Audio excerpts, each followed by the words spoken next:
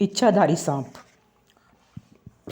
बात लगभग 70-80 साल पुरानी है। गांव में एक शिक्षक हुआ करते थे। उस समय सब शिक्षक को मास्टर जी कहा करते थे।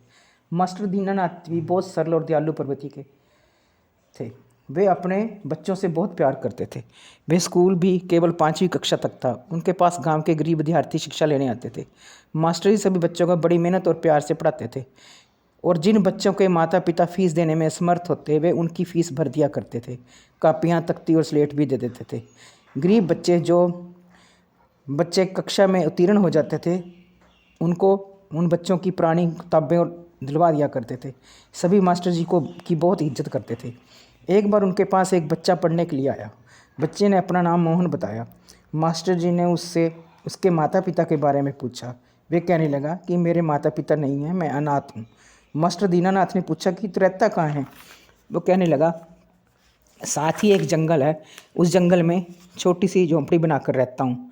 मास्टर दीनानाथ ने इस बारे में कोई ज़्यादा पूछताछ नहीं की और ना ही इस बारे में ज़्यादा जानने की कोशिश की।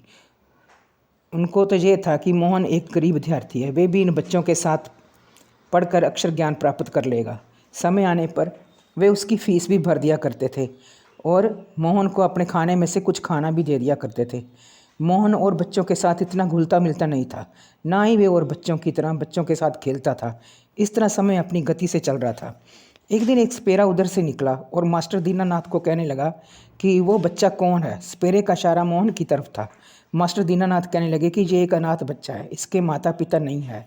सपेरा कहने लगा कि ये रहता कहाँ है?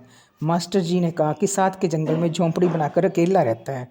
सपेरा ज़्यादा कदा मोहन के होते हुए स्कूल में आने लगा और कहने लगा कि मैंने इस बच्चे को गोद लेना है, आप इसको छुट्टी होते ही मेरे साथ भेज देना। मास्टर दीनानाथ जी अपने बच्चों से बहुत प्यार करते थे। उन्होंने कहा मैं मोहन से छुट्टी के बाद बात करूंगा, उसकी जो भी इच्छा होगी मैं उसको आपके साथ भेज दूंगा, परंतु मैं बच्चे को मजबूर नहीं करूंगा। मोहन ने ये सारी बातें मास्टर दीनानाथ जी के मुंह से सुनी तो बहुत खुश हुआ। एक दिन छुट्टी के बाद जब मास्टर दीनानाथ और मोहन की बात हुई तो मोहन ने मास्टर जी से कहा मैं आपको एक बात बताना चाहता हूँ, आप डरना नहीं, मैं आपके व्यवहार से बहुत खुश हूँ, बस आप मेरा थोड़ा सा साथ दे दें। मास्टर दीनानाथ ने कहा घबराने की कोई बात नहीं है, मैं तेरा हर तरह से साथ दूंगा। फिर मोहन ने बताना शुरू किया कि मैं एक इच्छाधारी सांप हूँ, मैं कोई भी रूप बना सकता हूँ। मैं आपके पास अक्षर ज्ञान प्राप्त करने के लिए आया था, परंतु अब लगता है कि ये इतना आसान नहीं। मास्टर जी कहने लगे बता मैं तेरी किस तरह सहायता कर सकता हूँ।